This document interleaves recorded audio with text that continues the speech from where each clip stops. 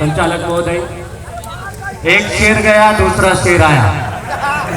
ये मेरे शब्द नहीं है, भंवर दादा के शब्द है मेरे लिए 2014 में। दोस्तों, आज जो दिख रहा है, ये जो जनसैलाब दिख रहा है डूंगरपुर की इस आदिवासी धरती पर, आप सबको ये सफेद काले नीले पीले सफेद लाल पीले झंडे जितने भी दिख रहे हैं, गमछे दिख रहे हैं, उन सबको देख तो हो गया है कि वास्तव में इस धरती पर ट्राइबल ही टाइगर, और टाइगर अभी और टाइगर के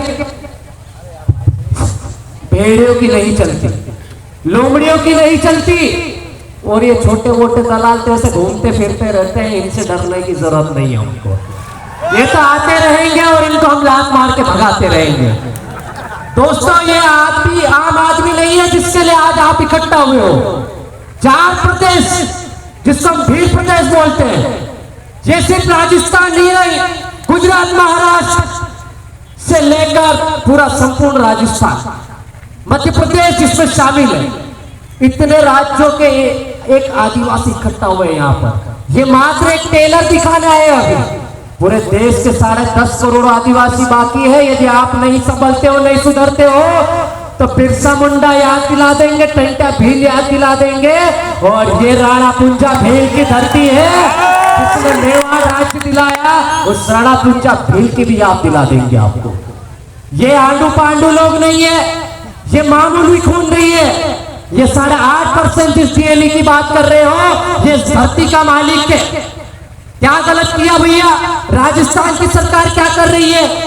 महेंद्र भाई ने पूछा, मैं भी वही सवाल पूछना चाहता हूं। इस प्रदेश की सरकार एक तरफ जब कन्हैया टेलर की मृत्यु होती है, उसका मर्डर होता है, तो घर पे जाके 1 करोड़ का चेक दे के आते हैं, रातों रात मीडिया पहुंच जाती है, पूरा प्रदेश बंद हो जाता है, गांव बंद हो जाते हैं, लेकिन वहीं पर एक दलित आदिवासी युवक 3 साल का बच्चा छात्र मर जाता है, पानी पीने की गलती करता है गैर आदिवासी की मटकी पर, तो उसके लिए कोई नहीं जाता है।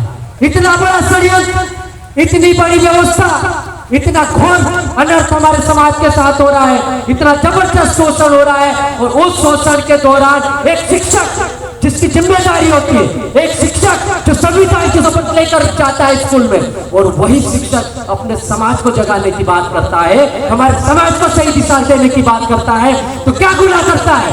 यदि भंवरलाल परमार ने समाज को जगाने की दिशा में काम किया है और उसने गुनाह किया है, तो नितेश अलावा भी ये गुनाह 1000 बार करने के लिए तैयार है। और मैं आपको बता दूं पूरे भारत देश में मुझे लगता है अभी ये 2 ही केस हुए। सबसे पहले इस नितेश अलावा पटवारी का जो जोबट में प्रदर्शन हुआ था मध्य प्रदेश में साल भर पहले, और अब आया है डूंगरपुर में भाई परमार के लिए। तो ये आंडू पांडू चीजें नहीं है, ये छोटी मोटी बात नहीं है। समाज जाग रहा है, समाज की बहन बेटियां जाग रही है। आप किसी मंदिर के लिए उपास नहीं कर रही है। आज ये जितने भी लोग बैठे हुए हैं, ये सब भंवर दादा के लिए उपास करके बैठे हुए हैं, किसी मंदिर के लिए नहीं बैठे हुए। ये भूखे प्यासे छोटे छोटे बच्चे, हमारी बहन बेटियां और बहनें हमारी संचालन कर रही है। इधर से हमारे बड़े बुजुर्ग लोग तालियां बजा रहे हैं। ये कोई भाड़े की भीड़ नहीं है, ये पैसों से लाई गई भीड़ नहीं है। हम सुबह 5 बजे से निकले हैं, महेंद्र भाई कल भोपाल से 9 बजे से निकले हैं। ऐसे कितने अनगिनत लोग हैं जो सैकड़ों किलोमीटर दूर से निकले हैं। काहे के लिए भाई? हमारे बाप का लुटारा था क्या यार? नहीं, ये पूरे देश के आदिवासी के बाप का सवाल है। भंवरलाल परमार मात्र एक आदिवासी नाम नहीं है, वो सिर्फ बेचारी गुरु नहीं है, वो आदिवासी समाज का एक बेटा है। होनहार खून है, बिरसा मुंडा का खून है, टंटा भील का खून है, राणा कीची भागेरे का खून है, राणा पुंजा भील का खून है। और ऐसे जब खून हमारे समाज में, हमारे शरीर में दौड़ता है, तो किसी को बुलावे की जरूरत नहीं पड़ती है। दीदी ने चिट्ठी देने की एक इशारा कर दिया है। मैं अपनी बात जल्दी ही विराम करता हूँ, खत्म करता हूँ, लेकिन जाते जाते कुछ शब्द मेरे दिलो दिमाग में जो बार बार आ रहे थे, ये जो कलेक्टर कार्यालय है, ये किसके टैक्स से चलता है? किसके टैक्स से चलता है?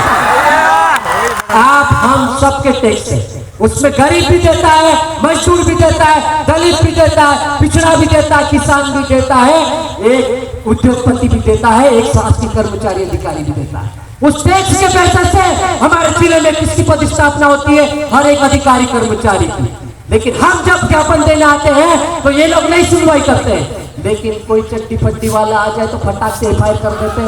भाई क्या तुमने समाज के टैक्स से नौकरी की है, तुमने समाज का पैसा लेकर पद स्थापना ली है, संविधान की कसम खाई है, तुमको बाबा साहब की भी कसम। और ये आदिवासी समाज है ना, बदुआ बहुत बुरे देता है, सुधर जाओ, संभल जाओ, नहीं तो ऐसे श्राप देते हैं हमारे लोग तो पहले बंदूक में से गोली भी नहीं निकलने देते लेकिन नहीं तो याद कर लो, मानगढ़ इसी प्रदेश में है, इसी प्रदेश में है, और वहीं से भंवरलाल परमार है। और यहाँ से लाखों की संख्या में भंवरलाल परमार पूरे देश में पैदा हो गए। किस किस को बर्बाद करोगे भाई, किस किस के ऊपर एफआईआर करोगे भाई, कितने लोगों का अंदर डालोगे।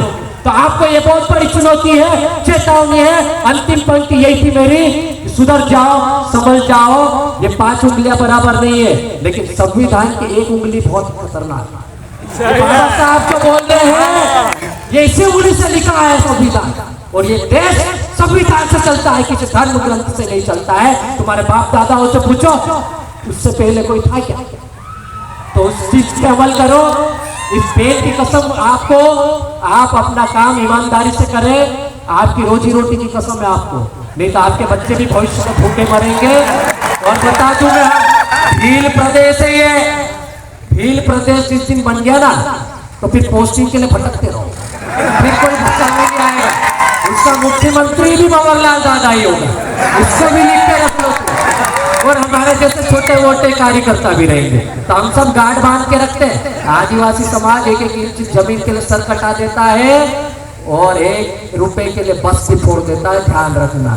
तो ये खून है हमारे अंदर, चिढ़ाओ मत, परेशान मत करो, और ज्यादा परेशान करोगे तो फिर टंटा बिरसा बन जाएगा, तो फिर हम संभाल नहीं पाएंगे। तो बहुत बहुत धन्यवाद। जाते जाते अंतिम नारा, जय जोहर का नारा है, भारत देश हमारा है। अगर पीछे किसी का नहीं हो तो बैठ जाना भाई। जय जोहर का नारा है, भारत देश हमारा है, जय जोहर का नारा है, भारत देश हमारा है। बहुत बहुत धन्यवाद।